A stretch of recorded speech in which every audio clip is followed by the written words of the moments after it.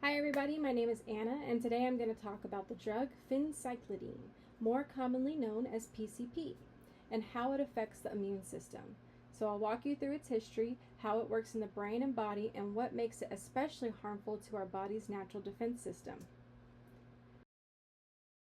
So PCP was originally developed in the 1950s as a surgical anesthetic, but it was pulled from the medical field because it caused serious side effects, including hallucinations and extreme agitation.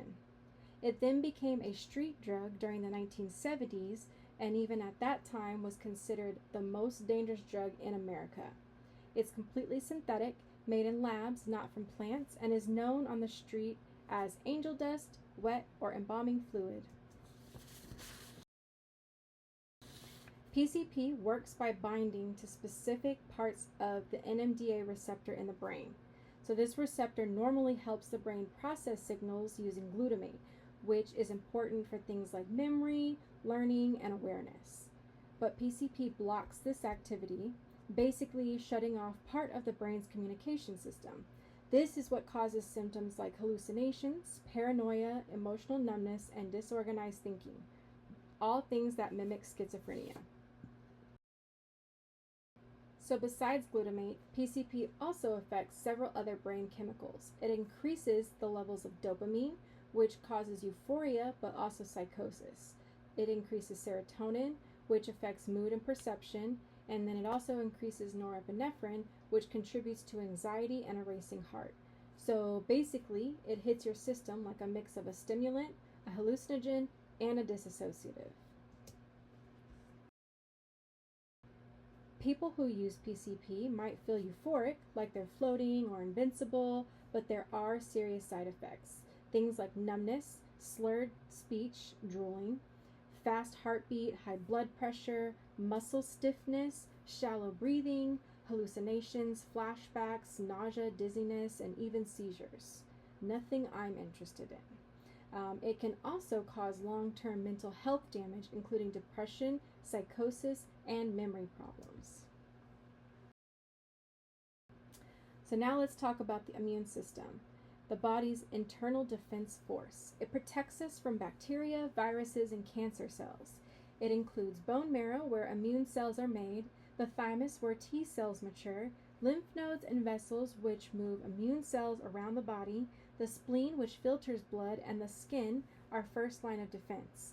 All of these parts work together to find and destroy invaders to keep us healthy.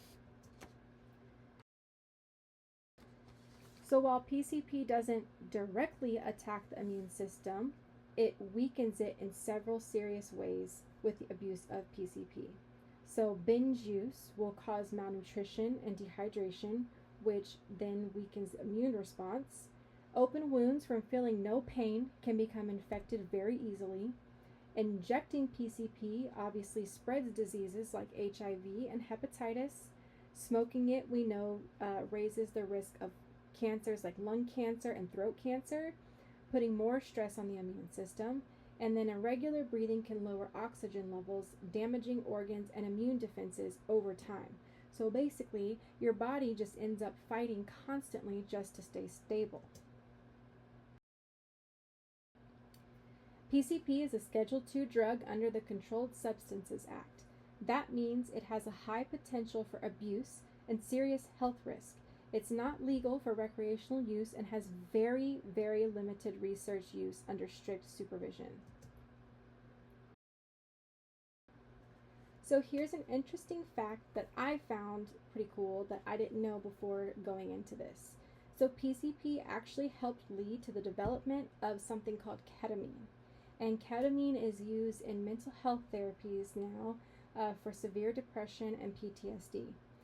Unlike ketamine, PCP is too dangerous, and it's made from harsh chemicals and often smells like metal or formaldehyde, which interestingly enough is also why one of the street names for PCP is also embalming fluid.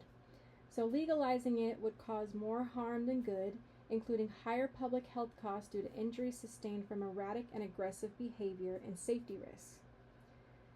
PCP's name also comes from its chemical structure, so I'm going to try to pronounce this the best. 1,1 phenylcyclohexyl piperidine. So in conclusion, PCP is more than just a street drug. It's a powerful chemical that mimics serious psychiatric conditions and damages multiple body systems, including the immune system. Even if it doesn't directly destroy immune cells, the abuse of PCP creates the kind of damage that leaves the body constantly struggling to heal and defend itself. So thanks for watching, and good luck to everybody, and good night.